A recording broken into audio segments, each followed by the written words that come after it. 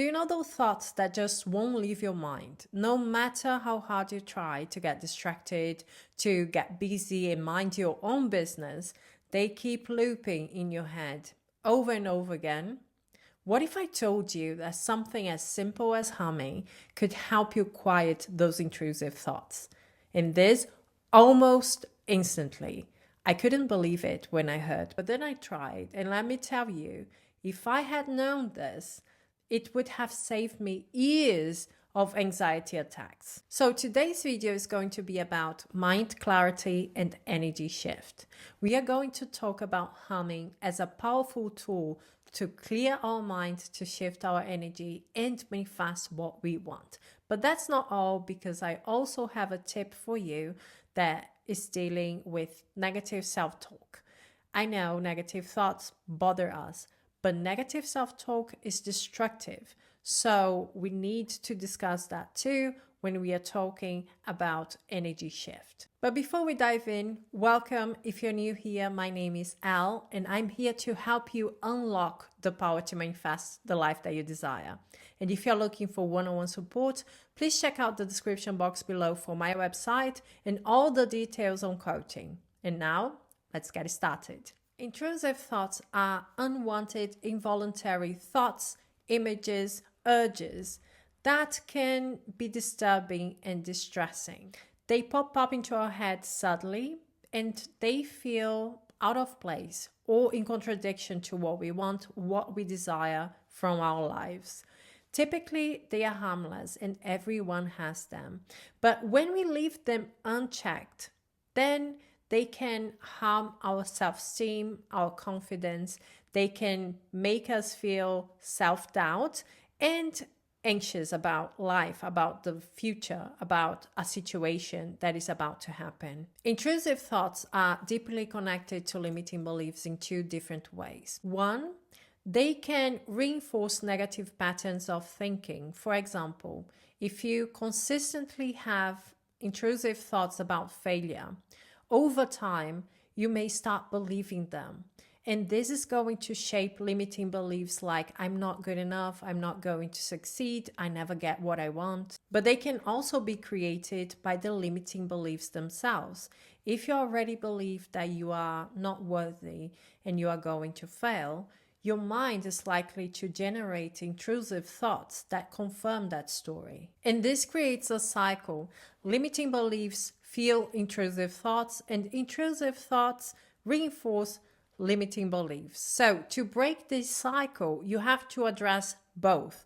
Today, we are talking about how to address intrusive thoughts, but don't forget that you will have to deal with the limiting beliefs as well. Our brain always wants to confirm the stories we tell ourselves. That's why it's going to look for proofs that reinforce the reality we believe to live in. It cherry picks which situation are going to be focused on and which one are going to be ignored. So if a situation proves my point, proves the beliefs that I have, I'm going to focus on it as if it was all that I experience. And when a situation contradicts my view, my narrative, my story, I am going to completely ignore it as if it had never happened. This is what we call confirmation bias. So if you say, I'm not good enough, I am going to fail, your brain is going to look for situations that prove your point and completely ignore situations that contradict your point. That's why it's so important to start shifting that narrative, even if you don't believe it. While humming cannot help us with our limiting beliefs, it can help us to shift our focus because it engages parts of our brain that are connected to breathing, to sound production and pattern recognition. Because of this, our brain has a harder time focusing on other cognitive tasks like reading or holding a conversation, and it makes it easier for us to quiet that voice within. Humming acts like a natural form of mindfulness. It keeps you anchored in the present moment, and while you are humming, your brain is busy focusing on rhythm, vibration, sound, and is not interested in overthinking. So this is why humming can be an important tool in reducing anxiety or quieting that voice that typically blocks us from manifesting what we want or staying in alignment, because it keeps us engaged in a calming rhythm rather than spiraling. And the most important part is that this meditative effect of humming helps us reset our emotional state. This happens because humming stimulates the vagus nerve, which plays an important role in relaxation and emotional regulation because it controls the parasympathetic nervous system, which is responsible for rest and digest. When you're humming, you are activating this system, which is going to lead to better oxygenation and blood flow to your brain,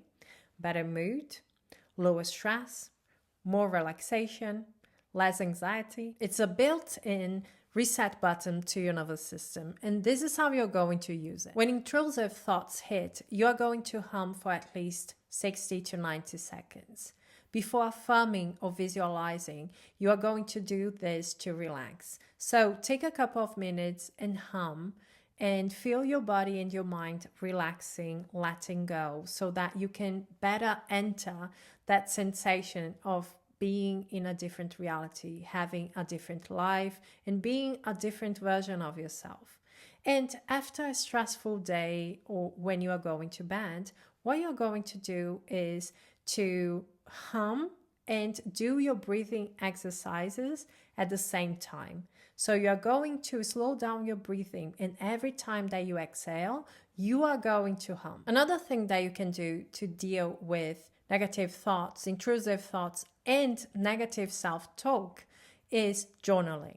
I like to call it a dump journal. You're going to have a notebook where you're going to write down all of the things that are in your mind. And don't be afraid they are not going to manifest, because the intention behind it is that you are releasing those thoughts, releasing those emotions, and you are moving on without them. Most of us have a more dominant logical brain.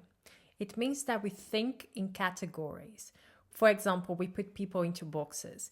This is a more neat and linear kind of thinking, and it used to be our survival brain. That's why we may feel more comfortable with the things that we know, even if they are the things that we don't want to experience. Then we are comfortable with the things that we don't know. The critic, our inner voice, is part of our leftover survival brain, and it played an important role in our survival, in us being here, because it helped us decide whether it was safe to leave the cave or there could be a smilodome lurking around. But what we need to understand is that the critic doesn't know the truth. It wants to guarantee our survival. So it wants to guarantee that you are not putting too much energy into something that could fail, that could disappoint you. And that's why most of the time it sounds negative. So one exercise that I like doing when I'm feeling overwhelmed, when I have a lot of things in my mind, is to write down 3 pages every morning, putting down everything that is on my mind, everything that is taking up so much energy. And the intention behind it is to release those things, to let them go. They don't have to make any sense. They don't have to be positive. They don't have to mean anything. You are not going to reread it, okay? You are releasing it. After you wrote down, you can destroy the paper. You can torn it and burn it. Do whatever you want with that paper. But basically, you are just giving space to a feeling that you have, to your anxiety, to your fears, to your doubts, and you are letting them go. I was listening to a Kabbalist, and he said something that I wanted to share with you because I feel like this can help us to gain a better understanding about manifestation and consciousness. What he said, he started with something that we know. We create as we speak. Abracadabra means I will create as I speak. But what he said is that we speak with our mind, our thoughts, and our heart, our emotions. And the masters of Kabbalah agree that the biggest distance in the universe is between the mind and the heart. It is aligning these two powerful instruments of creation. When they align, when they connect, then we speak things into existence. That's why sometimes we desire something, we feel something, we want something, but there is no alignment with what we believe to be true. When mind and heart align, when thought and emotion connect, then we speak things into existence. And that's why that this exercise of writing down in the morning 3 pages about anything that is happening, that is in your mind, that you are feeling, is so important, because this will allow the energy that you don't want to be transformed into something else, and you can move on with your life. So next time, when you feel overwhelmed or stuck in overthinking, write down your morning pages and try humming. This is one of the easiest and most effective exercises that you can do to shift your energy and to quiet your mind. So let me know in the comment section if you knew about humming and what is one thing that you do that helps you to calm down your mind. This may help someone else. If you like this video, please don't forget to watch my other videos, and thank you so much for being here. We are going to talk soon. I'll see you in my next one. Bye bye.